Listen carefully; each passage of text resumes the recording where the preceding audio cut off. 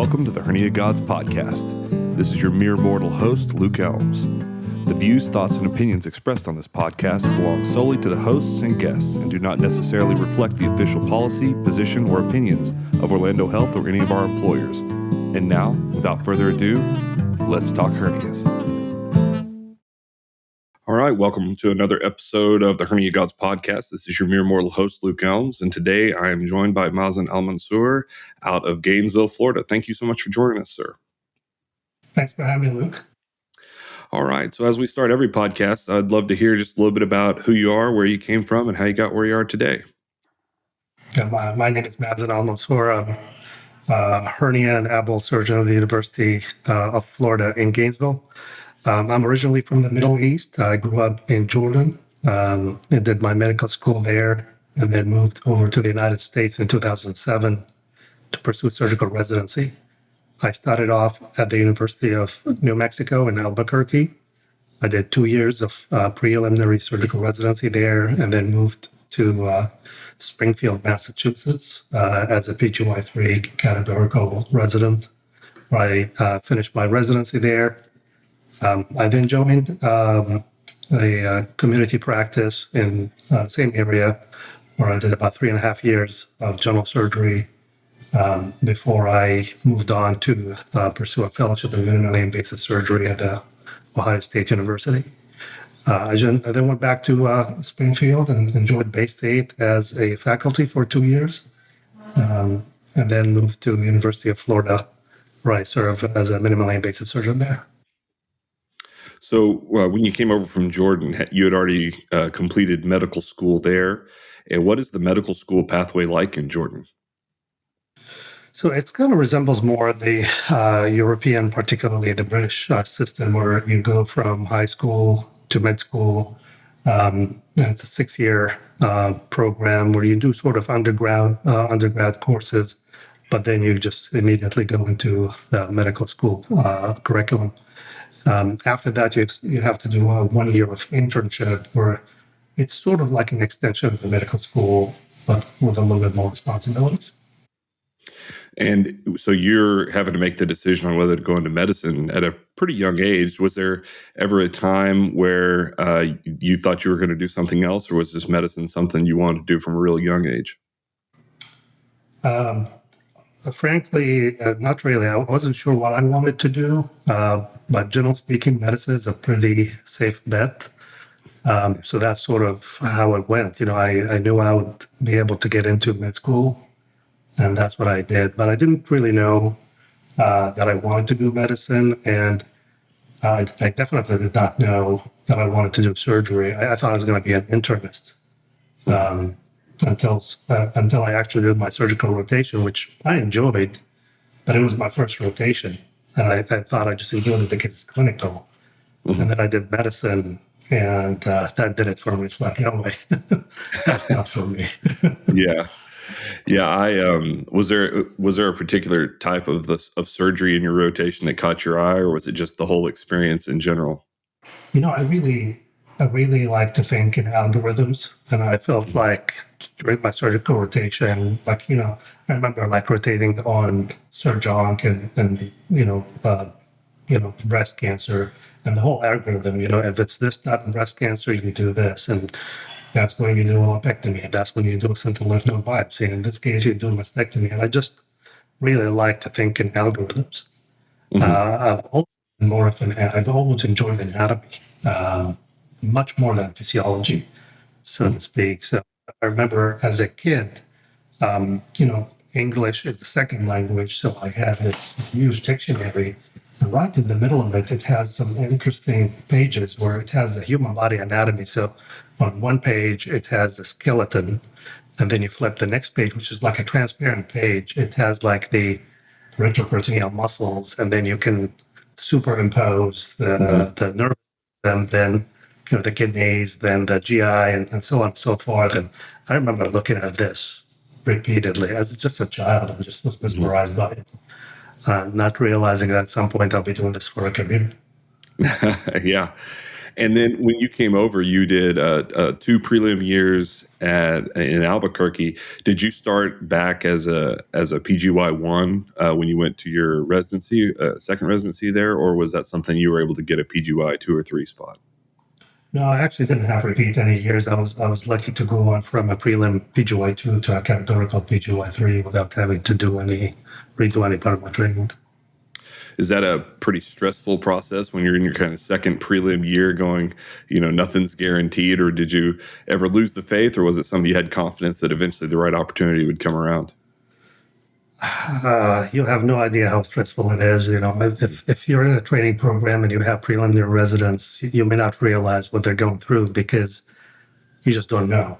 And especially as an international medical graduate, I heard really nothing until April of my PGY2 year. And at the end of June, you're done. And I was on a visa, which means you're done. You go back home. I mean, there's just no, whatever you did the 2 years, maybe they'll count for something. But yeah, it was very stressful. And so I actually got my offer in June, early June. Otherwise, I don't know what I would have done. Yeah, that's I think that is something that I never experienced that. I was lucky enough to be a categorical. My wife and I we couples matched, and so there was a little bit of that concern of rolling the dice trying to get 2 people at the same location. We didn't rank anything to match separately. We were committed to our relationship and thought that one of us would just take some time if needed. But yeah, I can't imagine going through the grinder that is the first 2 years of surgery residency and still just having no stability or idea about what comes next. I think that's a level of stress that I don't think I ever experienced.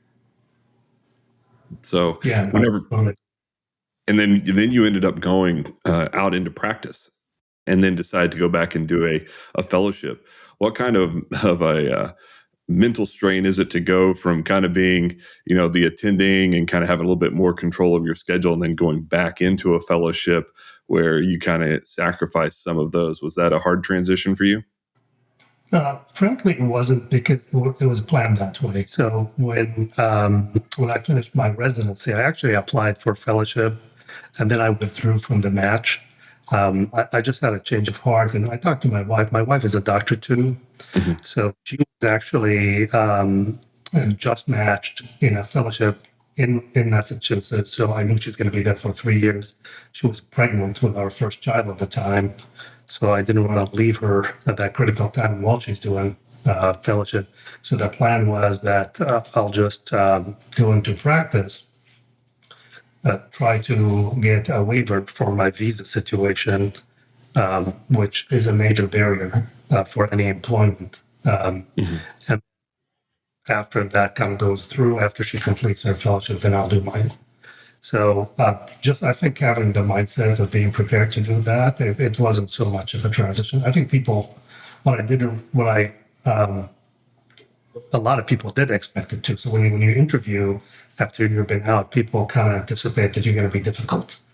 Like you're going to be difficult to work with. You're not going to think like a trainee. You're going to think like, you're independent. You're not going to take orders from anybody and that kind of stuff. So I think that can impact the prospects of matching. But I was very lucky to match at Ohio State, and it went fine. I just came in, did my duties.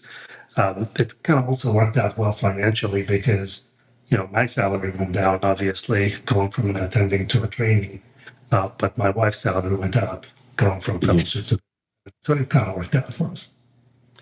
And then now you are, after a brief stop, you're now at UF Gainesville. What's your practice mostly consist of now? So my practice consists of ABOL. I would say completely, really.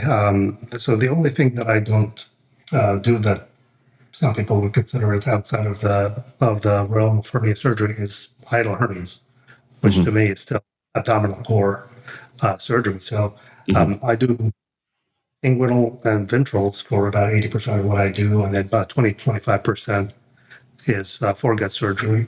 I do endoscopy as well.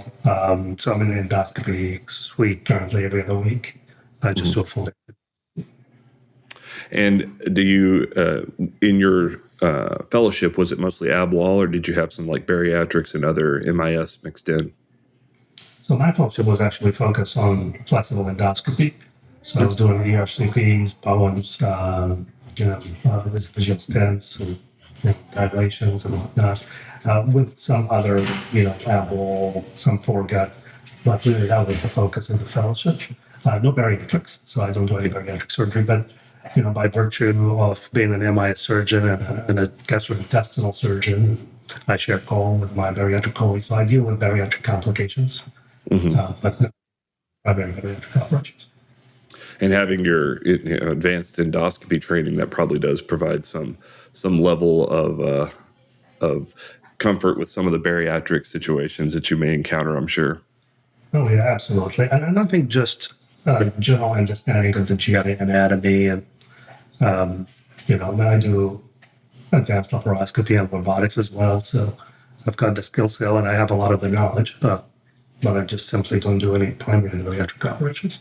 Right. Do you do any, do you still do ERCPs in your practice currently? No, I do not. Yeah, that's a really, my partner and I here, we had talked before, we were taking high volume call, and sometimes our emergency department feels like a mini hepatobiliary fellowship.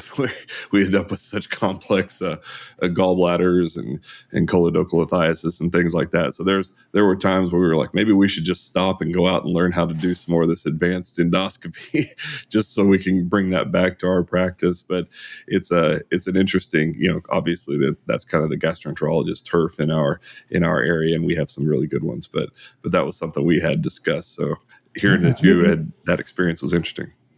In a lot of places, it is that way, and I think for a general surgeon, just really that good knowledge of the biliary intervention and what's possible is extremely helpful. But I've made a choice, and I do some interventional endoscopy, but I don't do ERCP or anything like that, or stents for that matter.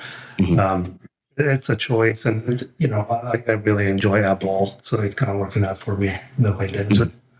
I have enough endoscopy to keep me engaged, but I probably wouldn't want to do any more than that currently. And you're at a tertiary center, and so what is your kind of makeup of more primary hernias versus like the redos and the more complex, complications that show up at your practice? I would say by far, primary hernias are the most common. So I do a lot of primary inguinals and, umbilicals and ventral. But, being in a tertiary care center in the area, we do a higher proportion of the revisional surgeries.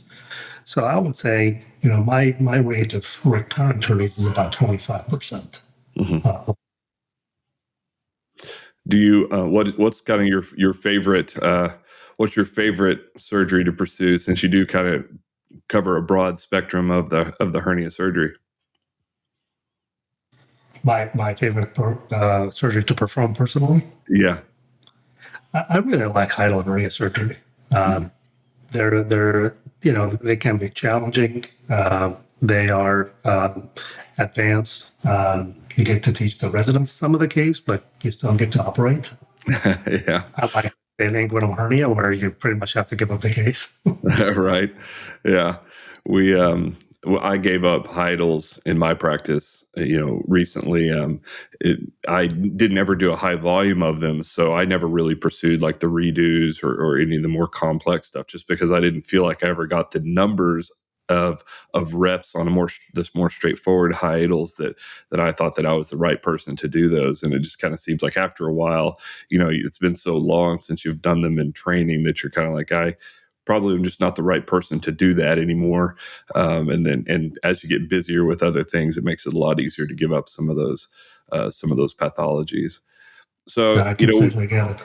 Yeah, we're always, it's such when you're doing complex ab wall, obviously a lot of those cases can be fairly complex, and with that complexity does come a level of complications that are just do everything you can to avoid them, but they will happen if you do the work enough. How does that affect you now, and how has that progressed as you have progressed through your career and got more reps under your belt? Have you felt a change in the way that complications affect you personally, or is that something that's maintained itself? Well, that's actually a timely question. I had a rough January Hmm. when it comes to complications, and the reality is you can be as experienced as you can, but a hostile abdomen is still a hostile abdomen. There's nothing you can do to change it. And with that hostility, complications just going to happen. Um, so it can be quite humbling and quite frustrating, to be honest with you. And the key thing really in my mind, as much as I hate to have a complication and for my patients to have a complications, uh, recognizing complication early and managing them appropriately makes a huge difference. Sure. And I think that really kind of gives me the satisfaction. I may have a really tough week and be frustrated that I had a patient I met, a couple of weeks ago where it was redo, abel, recurrent incisional hernia. I did a bilateral TAR. It was a tough case, and then it came together nicely at the end. Then I have to take her back 2 days later for a mesenterotomy, just on like a pinpoint hole. I have to Hmm. remove my. It just kind of eats at you. Sure. But we'll rectify. Number one, we recognize that we took care of it. The patient is alive. She was discharged, and if she gets a recurrent hernia, I'll have to deal with it. Hmm. Yeah, It those comes with are. the territory. It definitely does. It definitely does. I have found that, early in my career, a complication kind of hits you different, but when you've done a smaller number of cases, because I don't personally feel like, I don't have that bank, that Rolodex of old cases where you go, well, I know I can do this. This is something that is known to happen, and it may be that it even isn't happening outside of a normal rate, but you don't have hundreds and hundreds of examples of things going well, and so they definitely affected me differently early in my career. But even now, I had two in a week, two of which there was like nothing I could do. It was just bad luck. And looking back at it, and I even I've ran them past all my partners and everything, and you kind of go like, what would you have done different? They're like, no, nothing. It's kind of just comes with the territory. And I think that's really one of the things that I've had to kind of come to terms with over time, is that if you do have a complication, you go back and you know, review what happened, and you review it, objectively, and ask for input. And if everybody kind of says the same thing, that it's just kind of a bad situation, then you kind of have to just continue to go back and do it again, and hope, and if you start having, multiple of the same kind of thing, then it kind of raises the question of what you're doing wrong. But it's my initial tendency early in my career was, have one problem and be like, I need to change everything I'm doing. And I always had one of my senior partners be like, you kind of have to know what your rates are to know if this is just part of the game, and obviously you try to learn from it, or if it's something that's like kind of a recurring problem. But that the rough January, I definitely understand that. Yeah, I mean, I think it's healthy to question Mhm. yourself and ask yourself, was this preventable? Could I have done Mhm. something different? But I agree with you. I think one complication should not change your practice. Mhm. There's a well-known complication rate for everything that we do, and if you have a bad outcome, well, it doesn't mean you have to change. But like you said, if there's a pattern, if you Mhm. have a certain complication, you're seeing it more often than you would expect it to be, then yeah, maybe there's something to change. It's something to pursue. I think hernia surgery is a little bit difficult in that, a lot of times, the fact that a hernia can recur, years and years down the line, it's very different from like a leak from an anastomosis, where, if you get a month out, the chances are you're kind of through it, and you kind of know that didn't happen. Doesn't mean it can't develop a stricture or something else down the line. But, it's sometimes I think that it's really difficult to know the how your complication rates are doing, just because of the nature of the fact that many people don't follow back up with you consistently. And we try to track our patients longitudinally over the past few years. That's something we implemented, and it really has. It's shown some patterns that we've been able to address, and it's really been eye opening. But I don't know that if we hadn't done that, I probably would not have changed some of the practices that I've changed in the recent past. So, whenever you're coming through, I'm assuming you're working with trainees up there at your current job. Is this something that you find to be rewarding? Do you find it to be difficult at times? Like, how does that affect you? I know there are times in my practice that working with trainees in like a really tough case, I struggle with giving up the sticks, so to speak. In some cases, is that something that you feel is something you've experienced as well, or is it something you feel comfortable with? Yeah, I mean, it's always a challenge to know exactly how much of a case, and I think as surgical educators, we absolutely have a duty to teach the next generation, but we also have duty to the patient on the table. So it does come with time. I think the nice thing about my practice is that I have sort of a narrow range of cases. So and I tend to work with the same level of residents. I usually have a chief resident with me. So I know, like, okay, well, at the beginning, maybe of the rotation, I expect them to do this percentage of an inguinal hernia, depending on their skill level. But as the patient continues, they should be able to do the entire case by the end of the rotation. Hiatal hernia is a different story. So maybe I'll start off with, hiatal closure. They are involved in the dissection and the reduction of the hernia, but maybe not the mediastinal portion. And then as they progress, they start doing the wrap, and so on and so forth. So I think everybody comes up with their own system, but certainly with residents, the biggest challenge is every couple of months you start all over. Versus if you have a fellow, there's more of a consistency over a long period of time, and you really feel like you just spend maybe a couple of months to get the fellow up to speed, and then they just take it and run with it. So I don't have that luxury of working with fellows, but residents are different group of trainees, and a lot of them are a pleasure to work with, and most of them show enthusiasm, and they field a lot of the calls. I mean, they just improved my quality of life tremendously. So Sure, yeah. That part is extremely rewarding too. Absolutely. Yeah, I think there's definitely that trade-off where they're obviously providing value to us, and that obligation that we have to teach them is definitely something that it's a nice mutually beneficial relationship in most cases. So you mentioned earlier that your wife, she had gone through her training and then had kind of bounced around. Did you find it helpful or kind of difficult to both be in the medical field? My wife is also a physician, and I think there are definitely positives and negatives that we've taken from our experience together, where at times we are able to commiserate, but then also at times it's when you're both down in the trenches, it can be kind of a difficult thing to separate yourself from the job when you're both in it. Yeah, I mean, I think there's for working couples, I think it's very difficult. I mean, there's a lot, especially if you're parents. So we have two kids, and for working professionals full time, it's going to be hard no matter what your specialty is. But we're both specialists. I'm an adult surgeon. She's a bone marrow transplanter, and the biggest challenges we encounter is finding jobs in the same area. Sure. So that's something that I feel like a lot of people, we had to spend some years when we were apart.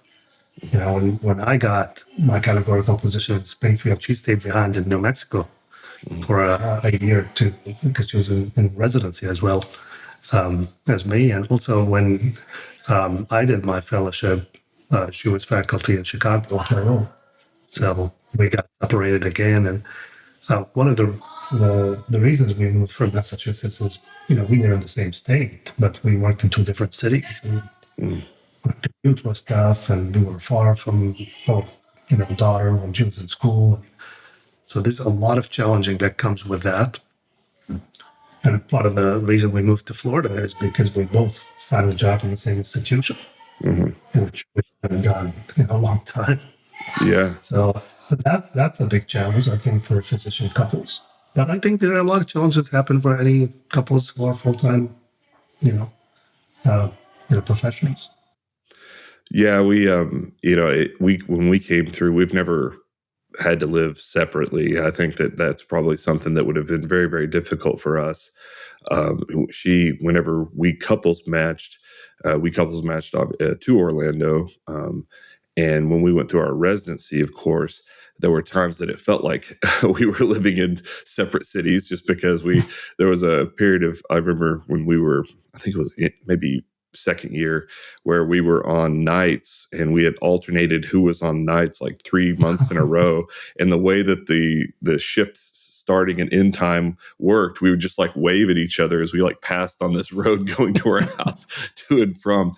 And, we went through, it was funny because we went through residency, and it's such a formative time of life just in general, because I started residency when I was 25 and she was also 25. I love to give her a hard time because she's like 6 months older than me. So, she's an older woman, but so we started our residency when we were 25, and then I got done when I was 30.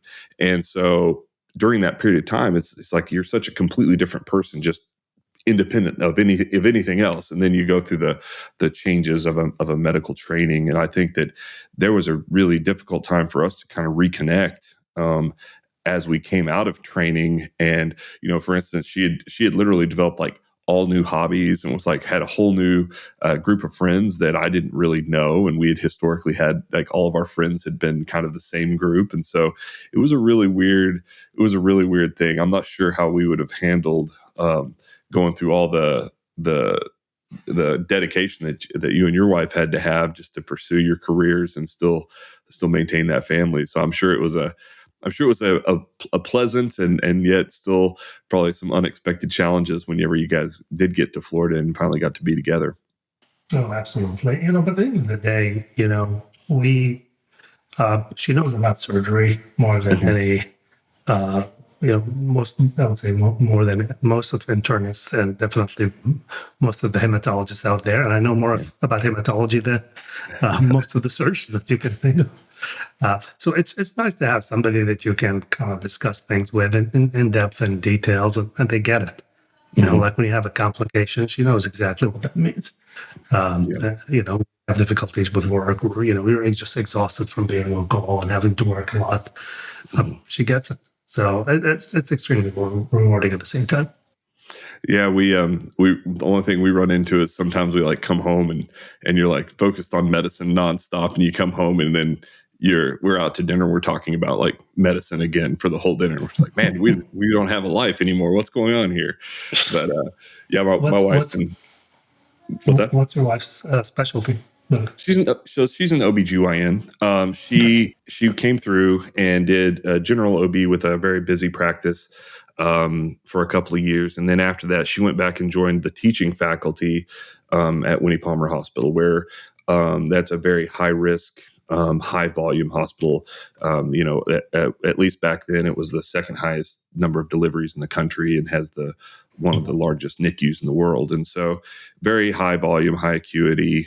They were taking care of all the high risk patients through the teaching service. And so she did that for about 6 years. And as we had children, that's when things started to change. So really her first job was not really conducive to us even pursuing having kids.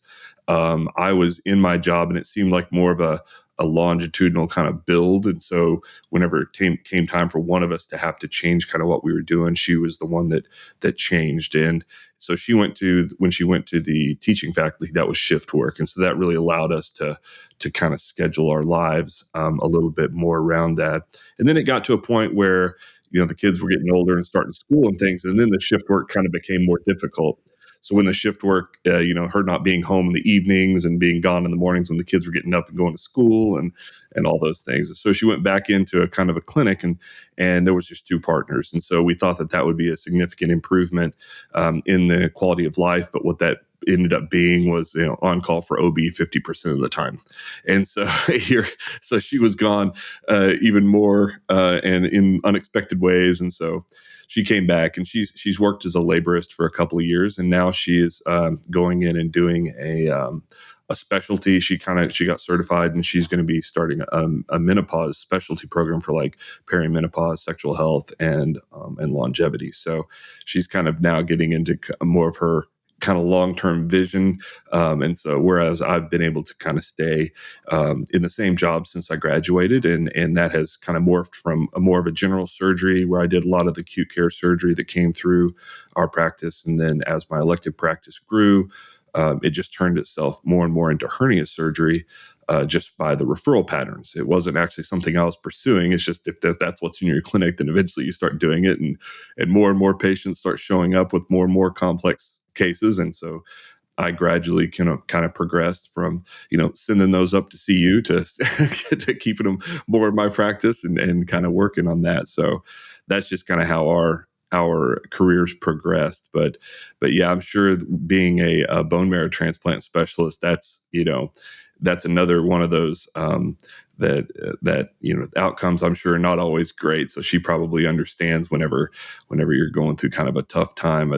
I think definitely different specialties have different definitions of a bad day, and hers is probably closer to a surgeon's than just regular doc. That is true. Yeah, it's been a very interesting progression going through having kids. How old are your children, if you don't mind me asking? I have two kids. My oldest is 13. She's a daughter. And then my boy is an 8-year-old. Yeah, being a parent, whenever I have an 8-year-old and a 5-year-old, and being a parent, it changed pretty much everything about how I approached my life and how I approached my practice. And one of the things that changed was actually how I taught. It for some reason, I don't know. It just made me I think a lot more patient. I think I was not a great educator earlier in my career, and was just wasn't like a yeller or anything. I just didn't have as much of that, like, okay, just let them kind of work through it. It was much more micromanage everything. Probably still do to a large extent, but it definitely kind of changed how I approached my practice in life. Do you feel that as you've been able to kind of progress through the different ages of your family, that has been something that's affected your career? Can you rephrase that question? I'm not really sure I understood it. Sure. Yeah. So as you've kind of gone through, being a father and all those, and the experiencing of being a father, do you think that that's impacted your patient care or your teaching as you've kind of grown through those phases with your family? I do think so. I think there's some sort of, I feel like sometimes I look at residents as my children to some degree. The age difference is maybe not as dramatic, but I still feel that paternal instinct. And sometimes like they do something and I'm so proud of it. And then sometimes they do stuff and it's like I take it personally. It's like I'm not happy with this. Then I go, why am I taking it personally? But like I think there's this paternal instinct. Like I really care about these people, and if they do something I don't like, I just don't like it.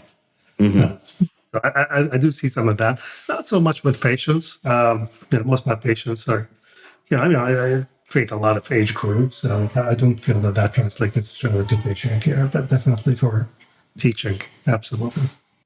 Yeah, and how it's funny you mentioned the feeling paternal. I think that's a very good way to describe it.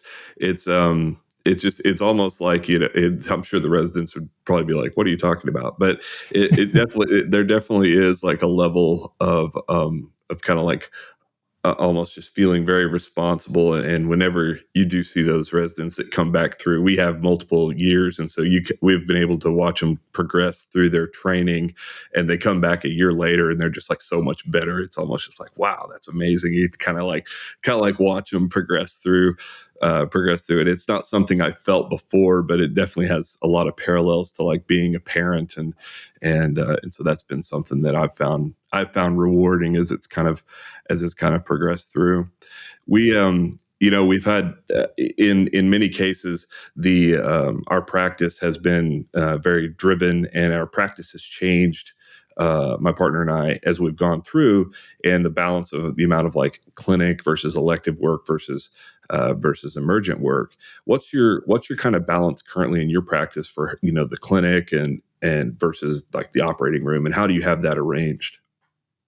So I have a full day of clinic every Tuesday, and I do have 3 OR days a week. On the fifth day of the week, I alternate between doing endoscopy or having an admin day. That's how it kind of works out. It's all it's always changing. There should be. So basically, if I have a full day clinic and I operate 3 days a week, that means that the clinic should generate cases for 3 days a week. Right. And and I was doing 2 days a week, but I was just kind of looking farther and farther back. So I felt like I need an extra day. But now I'm kind of caught up, so I feel like, well, I need to start seeing more patients. So we'll see how that kind of translates. It's weird. It kind of comes in waves, where every now and then I'll have a clinic, and every patient I see that has a major hernia is going to need months of optimization. It's like, okay, we're going to get to be long-term friends, and then the next month it seems like everybody that walks in is more straightforward, and so I'll see a full day of clinic and book 3 cases, and then a month later I'll see a full day of clinic and book like 12 cases. I'm going, now I've got this like weird backlog, and I think my surgery schedulers are just like pulling out their hair, going, what's going on here? It needs some consistency. But I think that's really kind of indicative of the type of work that we do, that that optimization pathway that you have to take some of these people through to get them ready for those types of surgeries is something that has really become more and more important as the complexity of our practice has increased.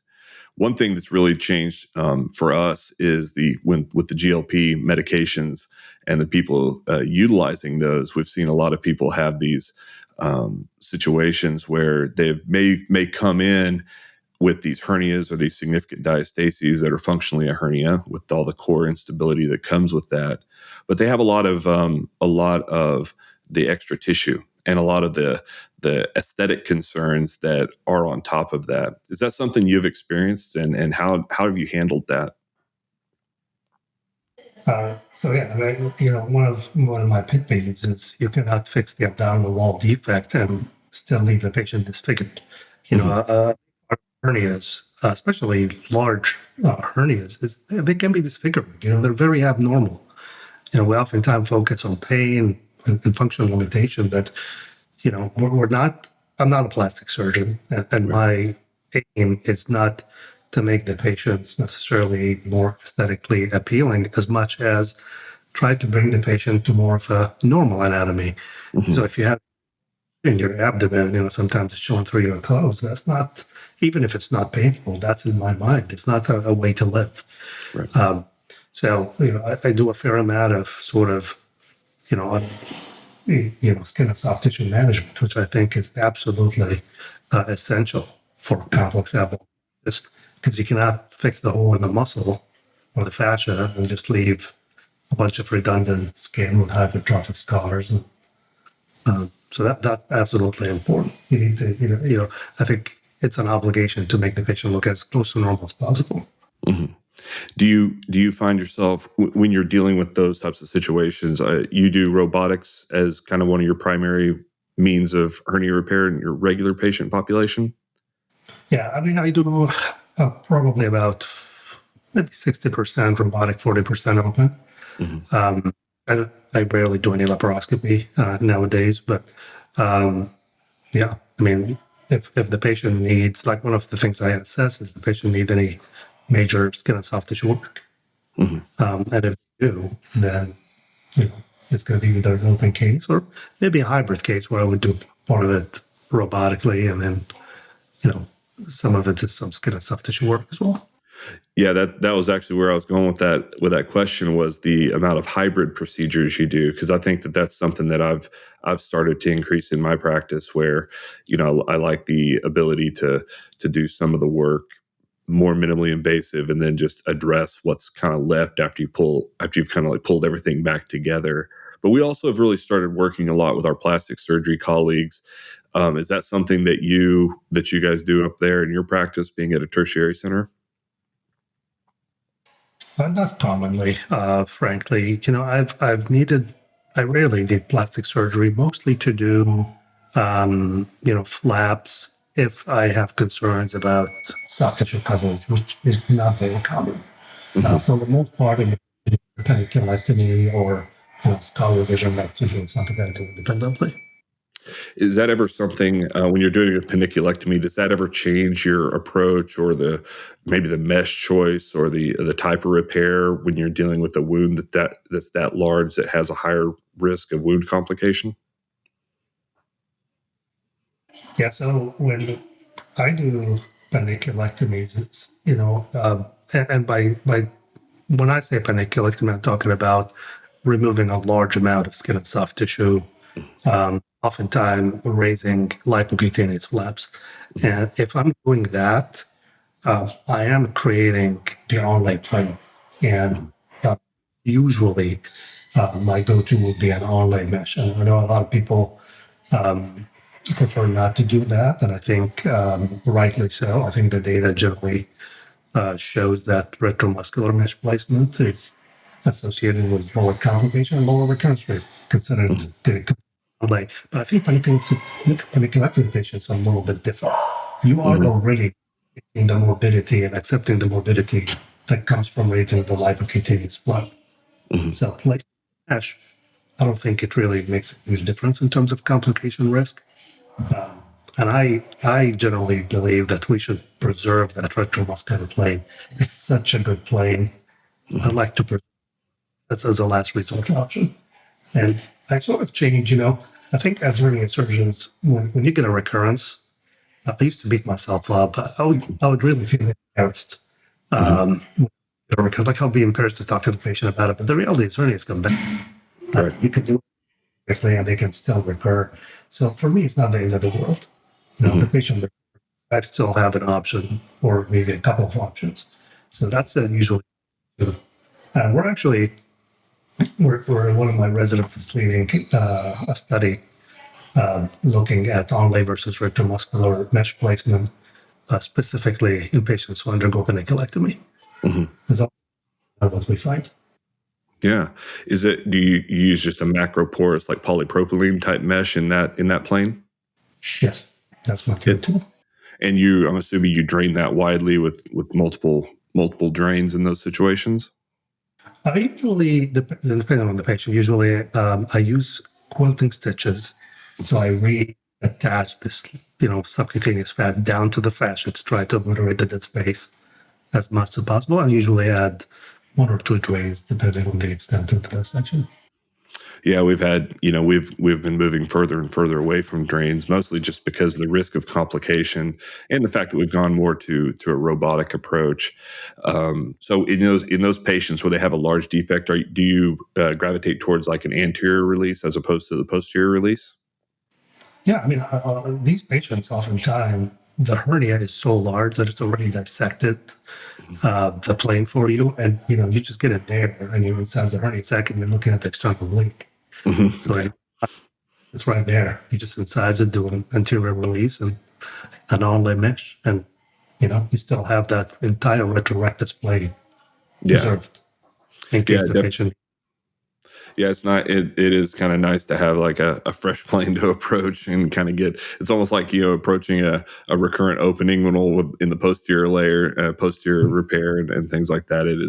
it's definitely nice to have that to go back to if you ever do have an issue. But yeah, we have been starting to move more and more towards that soft tissue management. What I do find in our practice is many of our plastic surgeons that we work with for those paniculectomies and things, many of them prefer like a staged approach. And so they'll ask us to go in and kind of take care of the hernia, usually robotically, and then they follow back up for the soft tissue management, a few months later. That's kind of how it's been in our practice. And so but it's something that we probably have, obviously we'd love to see your data and to see if there's ways that we can definitely improve our practice. We're always open to that. But yeah, it's a really interesting thing whenever you have the hernias, and every patient's so unique with their own specific disease process and things like that it's nice to have multiple tools in your toolbox that you could kind of approach and use all of them.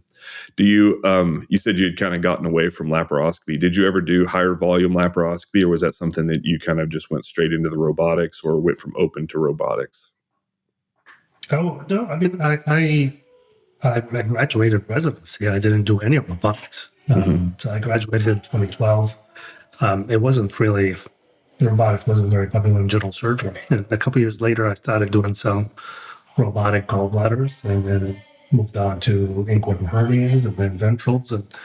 But I think the main reason I kind of went exclusive to robotic is it feels like if you just pick and choose, it's very hard to get access to the robot. And I think a lot of hospitals look at it and say, well, you've done 20 robotic cases last year. You really don't need the robot.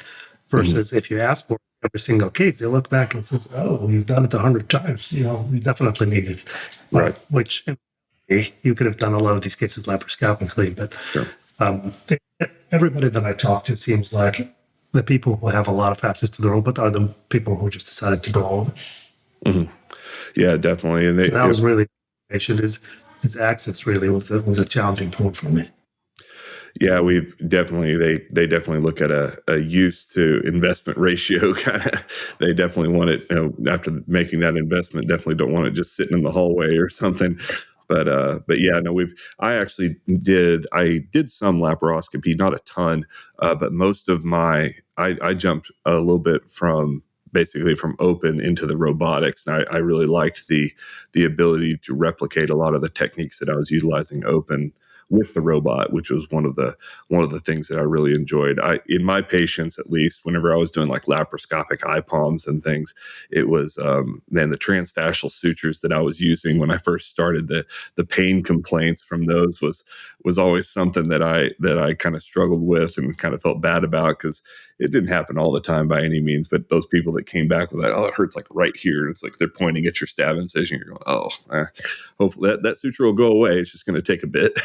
but yeah, so then whenever I made that jump into robotics, I was able to kind of leave some of that in the past, which really helped me. But yeah, we really appreciate you coming on. As we get to the end of a podcast episode, I always offer people the opportunity to kind of get their opinion on their own hernia hot take, and give them an opportunity to give an opinion on something related to hernia surgery, whether it be popular or unpopular. Give you your opportunity. Do you have a hernia hot take for us? Yeah, so one of my passions is the subject of preoperative optimization, and my opinions of that may not be, I would say, mainstream. I absolutely think that we need to optimize our patients. If it's an elective operation, you need to give the patient the best reasonable outcome of their operation. But there's a few caveats to that. Number one, if the patient is having obstructive symptoms, in my mind, the best optimization is to operate on the patient. You're not trying to get a hernia that's not going to come back. You're just trying to avoid an emergency, Sure. Which I think the patient a huge favor. But the other thing is, we need to be realistic and responsible. Preoperative optimization is not preoperative optimization unless it results in an operation. And what I have seen is a lot of people create these impossible targets for the patient. They're never going to get there. Have a patient whose BMI 70, they're never going to get down to 35. They're just not. you can offer them any bariatric operation. You're basically telling the patient they're just not going to get an operation ever. I think that's unfair. Uh, and it needs to be something realistic, achievable, that should happen within a reasonable time frame. So, same thing, I think, for smoking. I'd love not to operate on any smokers, just like any other surgery. The reality is some people just cannot quit. And, if I negotiate with my patients, I try to pressure them, but then I meet them halfway if they've done their best.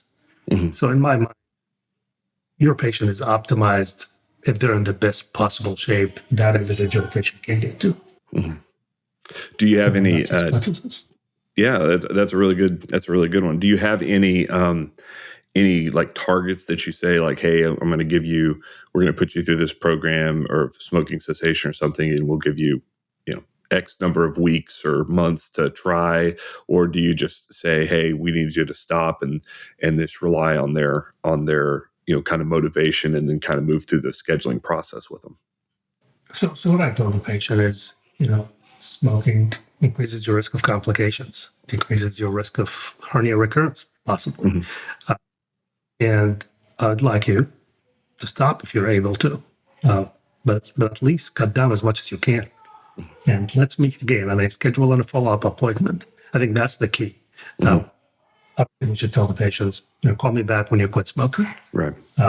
You schedule that appointment. Let me see you back. It's going to take you some time to do this. Let's meet back in 3 to 6 months. Back to, how are things working with you? Any help, any resources you need me to prescribe with patches, you need me to refer you to a program.